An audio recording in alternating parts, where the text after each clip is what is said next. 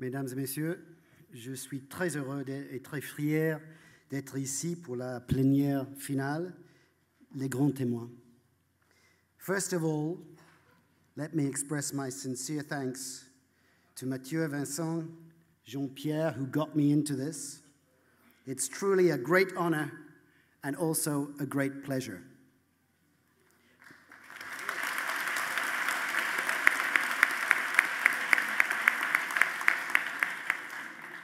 Permettez-moi aussi de remercier Google Translate et le collègue Olivier Cuvillier, sans lesquels j'aurais dû vous parler en anglais. Mais je vais essayer de parler en français et j'espère que vous allez excuser les erreurs. Je suis associé au CNGE depuis plus de 20 ans et c'est merveilleux et étonnant d'avoir été témoin de son évolution au fil des années.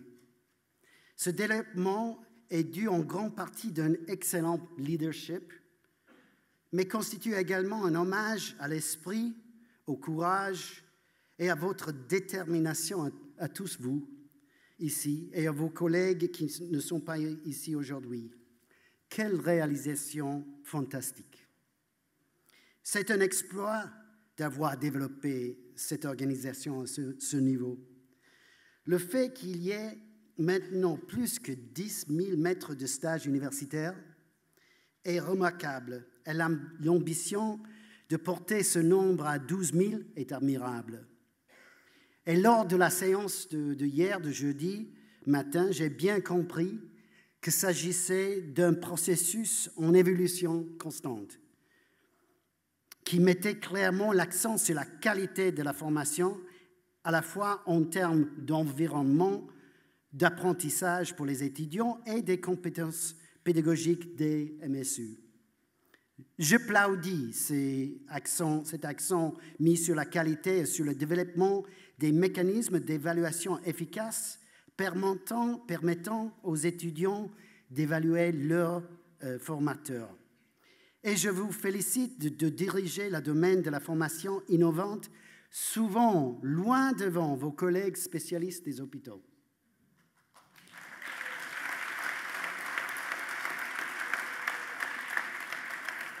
Il est clair que de nombreux problèmes devront être résolus à l'avenir, mais le soin et la clarté dont j'ai été le témoin dans les exposés me donnent l'optimisme que vous réussirez. Maintenant, quelques impressions sur le congrès, si vous me permettez. Ce congrès a été merveilleux. Il a été brillamment organisé au cœur de cette belle ville et de ce magnifique palais de congrès. Parfois, un lieu comme ça peut submerger les participants. Mais pas ici. Les séances plénières ont attiré beaucoup de monde. Aujourd'hui, c'est la même chose. Et les auditoriums étaient remplis et les salles étaient bien agencées et de bonne taille. Le nombre de participants a été incroyable. Plus de 1500, on m'a dit. C'est beaucoup plus que de ce que nous pouvons compter lors de nos conférences pour la Society of Academic Primary Care. Et c'est une belle progression par rapport aux chiffres des années précédentes. C'était génial de sentir l'énergie et l'enthousiasme. Tant de jeunes collègues, tellement de discussions, d'intérêt et de respect.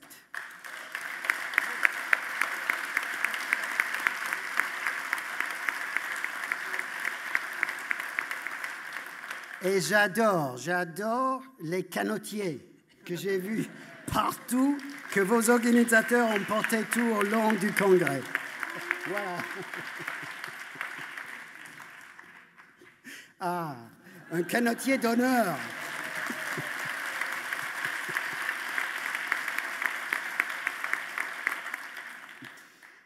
Et comparé à nos congrès, la nourriture et les rafraîchissements sont tellement meilleurs.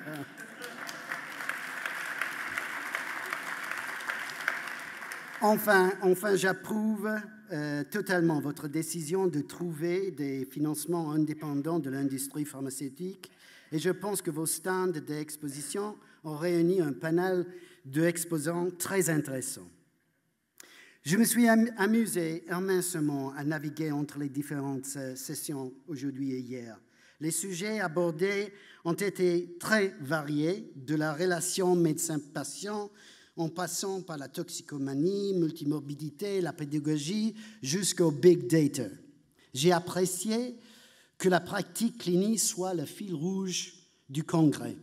Il s'agit d'un congrès où l'on peut venir mettre à jour nos connaissances avec les dernières données acquises dans la science au sujet des sujets qui nous intéressent. On peut partager l'intérêt et l'enthousiasme de la recherche originale et en apprendre davantage sur les différentes approches méthodologiques. C'est un congrès où on peut entendre parler des derniers développements de la profession et débattre les questions les plus importantes pour nous. Et bien sûr, et c'est peut-être le plus important, c'est un congrès où l'on peut se mettre en réseau, nouer de nouveaux contacts et nouer de nouvelles collaborations.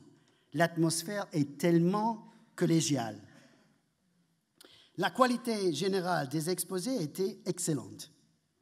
J'ai été impressionné par les diapositives, la clarté des exposés et peut-être davantage encore par l'engagement des participants lors des séances de questions-réponses. Il était bien de voir régulièrement les déclarations de conflits d'intérêts potentiels et il y a toujours eu respect, réflexion, des questions pertinentes, des retours constructifs. Tout ce qu'on espère dans un congrès de médecins généralistes.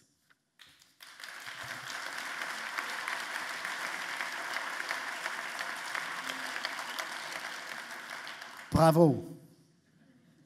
Et maintenant, quelques questions et réflexions plus critiques. J'en ai 5, si j'ai du temps encore. Il y a clairement beaucoup de talent dans cette organisation et vous avez fait un travail magnifique pour le mener à bien.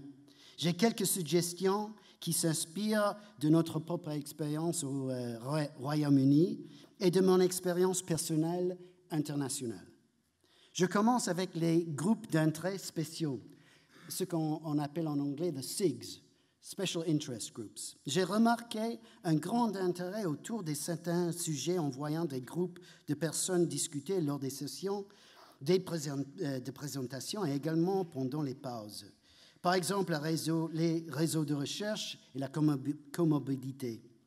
Nous avons constaté qu'il est parfois utile de faciliter le travail ultérieur et productif de tels regroupements en créant officiellement des SIG, des Special Interest Groups, groupes d'interrogation spéciales. Tout ce qui est nécessaire, c'est quelques critères pour soumettre une candidature officielle et une petite somme d'argent, pas plus de 500 € des fois, pour faciliter les réunions et la collaboration. Les exemples auxquels j'ai participé incluent un groupe d'intérêt général sur le travail avec les pays à revenus faibles et intermédiaires, par exemple, un groupe d'intérêt général en train de développer un consensus sur les méthodes appropriées pour mesurer la consommation de l'alcool, et un groupe d'intérêt général sur les applications de santé numérique. Peut-être vous avez déjà ce type de dispositif, mais sinon, je vous recommande leur mise en place. À discuter. Point 2. Les bourses universitaires. Un thème qui a émergé tout le long de la conférence et qu'on a discuté maintenant et dans les discussions informelles, c'est la nécessité pour vous d'être considérés d'égal à égal par vos collègues spécialistes de l'hôpital, par vos collègues hospitaliers et peut-être aussi par le ministère de la Santé.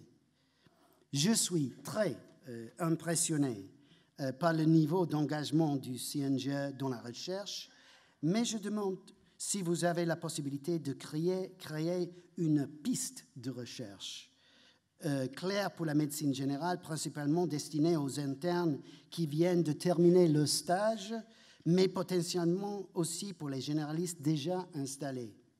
Cela a été mis en place au Royaume-Uni avec l'offre de bourses de recherche, de bourses de doctorat et d'options pratiques de formation de la recherche. Lentement, très lentement, on commence à élever des normes académiques de la générale et créant une structure de carrière conçue pour attirer les personnes ayant une appétence pour le monde universitaire. Point numéro 3, les réseaux de recherche. Beaucoup discuté ici et aussi chez nous.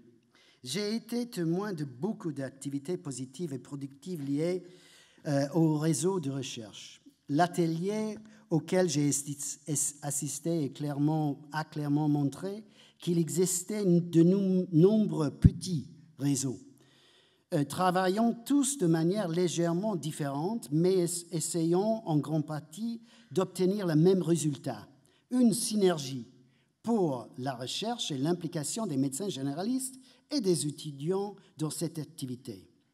Des discussions ont eu lieu sur les moyens novateurs pour atteindre ce but en utilisant des sites Internet, Facebook ou encore des blogs.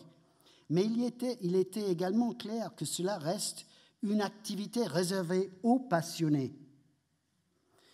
Il existe peu de reconnaissance officielle, il me paraît, générale, des activités de recherche en médecine générale, et peut-être plus grave encore, un manque de ressources financières et humaines appropriées pour soutenir ce travail si important.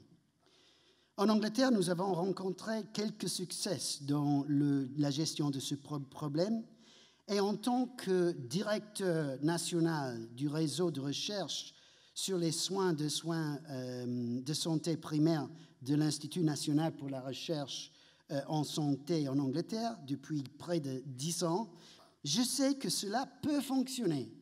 Donc, bien que nous n'ayons pas toutes les solutions, et c'est vrai que nous n'avons pas toutes les solutions, nous serions tout à fait disposés à partager certains de nos modèles avec vous, et j'aimerais inviter le CNGE à réunir une petite délégation de fondus de réseaux de recherche pour nous rendre visite dans les prochains jours au Royaume-Uni. Nous serions ravis d'accueillir une telle délégation.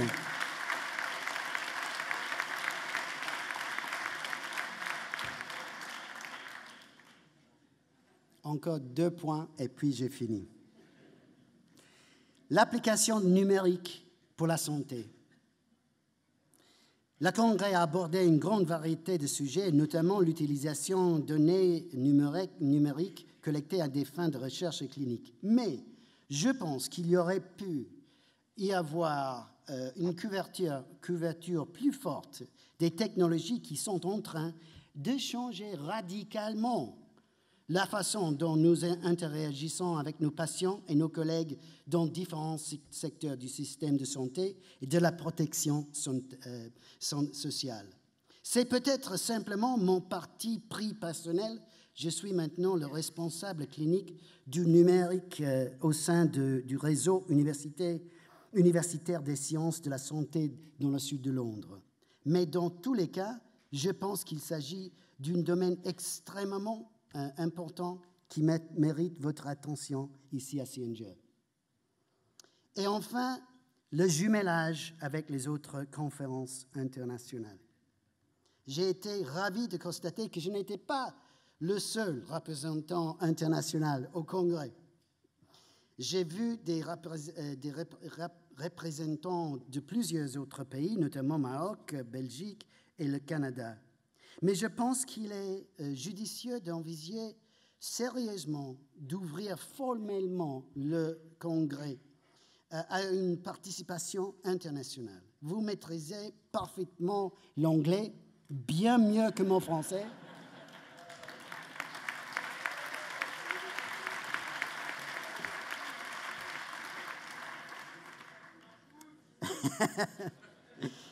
Et comme vous le savez, la majorité du monde médical et scientifique publie en anglais. Je me demande donc si le moment n'est pas venu pour vous de mettre en place un mécanisme de jumelage officiel avec un autre collège, ou mieux encore peut-être une autre conférence nationale.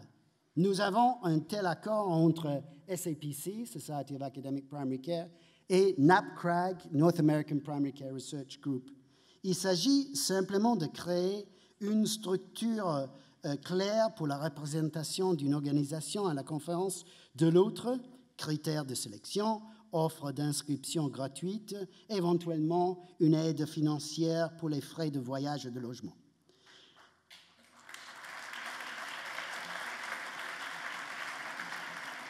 Si vous aimez cette idée, peut-être vous aimez cette idée, vous pourriez peut-être commencer par une approche de SAPC. Au Royaume-Uni, je pourrais peut-être aider cela.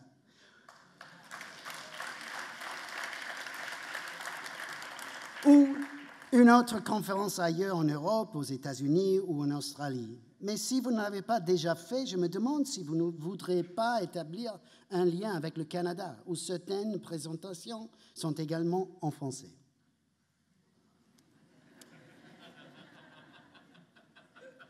Ce ne sont bien sûr que des idées, je les présente à votre attention et le cas échéant à la discussion et au débat. Mais pour finir, et je finis maintenant, je tiens à exprimer à nouveau ma grande admiration pour tout ce que vous avez accompli et que vous allez clairement réaliser à l'avenir. Et aussi ma gratitude pour m'avoir invité à vous rejoindre. Merci beaucoup.